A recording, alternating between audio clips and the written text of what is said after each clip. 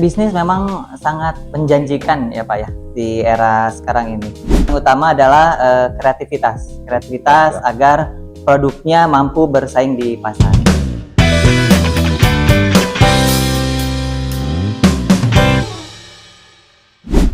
Bismillahirrahmanirrahim. Assalamualaikum warahmatullahi wabarakatuh. Bismillah, alhamdulillah, salatu wassalamu ala rasulillah. Alhamdulillah, sobat podcast MBS Ceria, kita kali ini dapat bercuap kembali untuk nanti membahas bagaimana tantangan terbesar menurut orang yang ingin melakukan bisnis. Maka ini perlu kita elaborasi, perlu kita sharing dengan pakarnya untuk lebih nanti bisa beradaptasi apa saja tantangan yang dianggap sangat mendominasi terhadap keterpurukan motivasi ketika orang ingin memulai bisnis. Nah itu kan. Hari ini kita sudah bersama Kang Faisal, ini merupakan dosen MBS di Putragaluh Ciamis. Bagaimana Kang Faisal kabarnya? Baik, sehat alhamdulillah. Alhamdulillah, Pak. Luar biasa ya. Kita nanti akan membahas sekitar 15 menit ke depan untuk nanti bisa mengelaborasi bagaimana tantangan dan mitigasi yang harus kita rencanakan ya untuk memulai bisnis. Karena memang di prodi MBS ini adalah prodi yang sangat konsen bagaimana mencetak entrepreneur ya, mencetak wirausaha, mencetak mahasiswa yang punya jiwa wirausaha begitu ya. Karena pada pertemuan yang lalu dengan Kang Ajis kita sudah bahas bahwa lebih daripada 70% anak muda di Indonesia itu pengennya berbisnis gitu Kang Faisal ya. Dan salah satu sesuatu yang harus dimitigasinya adalah bagaimana agar motivasi untuk mereka ingin berbisnis itu tidak down, maka kita harus mitigasi begitu ya. Oke, kita akan bertanya ke Kang Faisal, kira-kira apa sih tantangan yang dianggap sangat menjadi hambatan ya bagi anak muda nih, kaula muda yang sudah lagi semangat-semangatnya ingin berbisnis tetapi loh kok jadi down gitu kan? Ya, kira-kira apa sih tantangannya? Oke. Ya bisnis memang sangat menjanjikan ya Pak ya di era sekarang ini. Ya salah satunya mungkin tantangan untuk generasi muda lah ya. Untuk generasi muda adalah di persaingan yang semakin ketat. Persaingan yang semakin ketat saat ini siapa saja boleh atau bisa dengan mudah membuka bisnis gitu di platform online gitu ya atau di media sosial gitu ya. Nah, karena itu generasi muda harus memiliki strategi bisnis yang baik, kemampuan pemasaran digital yang cukup memadai ya, ini bisa untuk mengasah skill dia gitu ya, sehingga memang bisnis setidaknya dimulai dari awal ini bisa berjalan gitu ya. Nah, serta yang paling utama adalah kreativitas agar produknya mampu bersaing di pasar. Itu mungkin Pak Gin. Nah, jadi bagaimana sih nanti memang dari sisi kreativitas, inovasi gitu kan, juga strategi ya mungkin yang menjadi sebuah hambatan karena bisnis. Kita mulai bisnis tanpa adanya kreativitas, tanpa adanya sebuah inovasi, tanpa adanya sebuah strategi, maka saya kira itu tidak akan maksimal. Kalaupun dipaksakan, pasti akan patah di tengah jalan gitu kan. Nah, maka yang harus kita pahami bersama, banyak usaha yang sudah berjalan tetapi toh kesananya nggak lanjut gitu. Apakah memang ini kurang strategi? Apakah ini kurang yang tadi Pak Kang Faisal utarakan kurang inovasi atau kurang skill atau bagaimana tuh yang kira-kira ideal gitu ya untuk menjawab pertanyaan itu? Ya, baik. Secara kasarnya mungkin Pak ya banyak yang bisnis yang gagal mungkin gitu ya. Dalam artian gagal ini sebenarnya bukan produknya yang tidak bagus gitu Pak ya. Tapi saya pikir mungkin karena salah satunya manajemen bisnisnya kurang baik atau kurang memahami manajemen bisnisnya. Terus selain itu juga dalam hal pengelolaan keuangan. Nah, pengelolaan keuangan ini memang sangat penting untuk memulai bisnis awal, gitu ya, Pak. Nah, yang tadi di awal disampaikan juga memang harus memahami pemasaran digital, apalagi saat ini memang teknologi dan digital sangat penting dan sangat utama ya Pak. Setiap orang, setiap generasi sudah bisa mengoperasikan handphone, smartphone gitu Pak ya. Iya. Nah itu salah satu juga sebagai media untuk media pemasaran untuk berbisnis gitu Pak ya. Nah selain itu juga awalnya mungkin yang paling utama dalam dasar memulai bisnis ini adalah perencanaan yang mungkin seringkali tidak matang, Pak. Nah, gitu mungkin. Perencanaan ya. Ya, betul. Jadi ya dalam hal ini ilmu manajemen bisnis sangat penting gitu Pak untuk dipelajari. Wah, ini cocok banget nih. Jadi kita sudah dapat jawaban mengapa ada bisnis yang awalnya itu maju gitu kan, berkembang, kemudian juga omsetnya luar biasa bagus, tapi itu kenapa di tengah jalan kok malah lesu gitu Betul, kan, malah loyo. betul, Ternyata itu kan bukan hanya saja dari sisi persaingan, betul. bukan hanya saja dari sisi produk yang kurang bagus, Mhm, tetapi ada sebuah pendekatan sisi manajerial ya, betul, perencanaan, evaluasi gitu betul. kan, bagaimana juga Pengelolaan keuangan. pengelolaan keuangannya.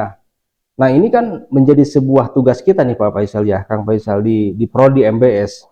Bagaimana kita mencetak lulusan yang siap apa ya, yang siap pakai gitu kan, terutama dalam menggait gitu kan bisnis ya di masyarakat.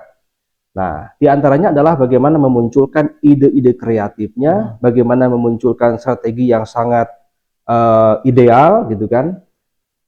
Dan inilah bentuk daripada Prodi MBS ya. Prodi Betul. MBS itu harus menjadi katalisator ya untuk kemajuan UMKM di lapangan atau di masyarakat begitu.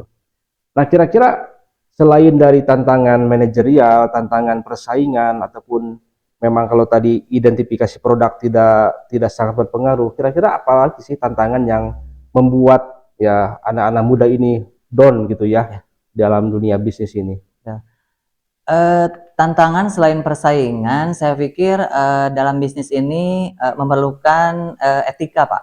Ya, Etika ya. etika bisnis betul. Di era digital ini, kepercayaan konsumen ini sangat penting.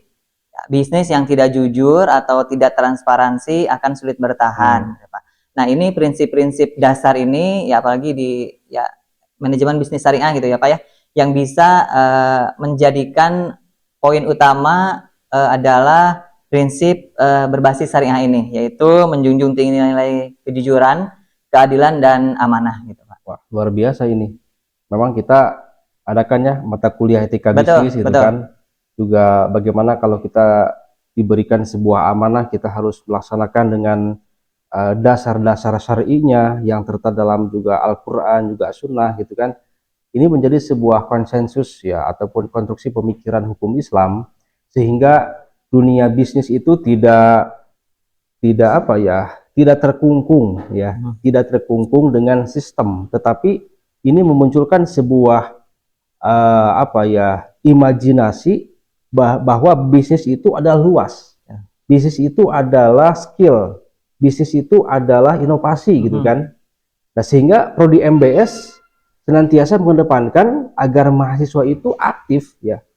Dan kami di berbagai kesempatan ya, di berbagai kuliah umum ataupun workshop melibatkan narasumber-narasumber yang ahli di bidangnya sehingga nanti identifikasi oleh para pelaku UMKM, oleh mahasiswa dalam melakukan pengabdian di masyarakat itu tidak salah diagnosis gitu kan. Diagnosisnya ini strateginya buruk, disangka produknya yang kurang baik, nah seperti itu ya. Bukan dari Padahal bukan produk itu. gitu ya. Nah, oleh karenanya ini kan ada sebuah prinsip atau substansi yang menurut saya menjadi topik ya ataupun headline-nya dari sisi peningkatan upgrading kualitas ya. Anggaplah itu kuliah gitu kan. Bagaimana sih korelasi ataupun hubungan pendidikan, korelasi hubungan apa namanya dunia akademik terhadap mindset berbisnis. Ya, sehingga nanti akan beda memang. Memang gini ya, di lapangan itu orang yang kapasitas pendidikannya mohon maaf ya di bawah. Betul. Tapi bisnisnya cakupannya luar biasa. Tetapi ada juga orang yang dari akademiknya juga sudah mumpuni dari sisi keilmuannya, kita coba ke ranah bisnis tetapi belum maksimal. Nah, itu kan harus ada jawaban ya Kang Faisal ya. Gap apa sih yang menjadikan sebuah fenomena itu bisa terjadi? Apakah dari peran pendidikannya ataukah itu peran daripada jiwa entrepreneurnya yang sangat kuat? Bagaimana tanggapannya itu?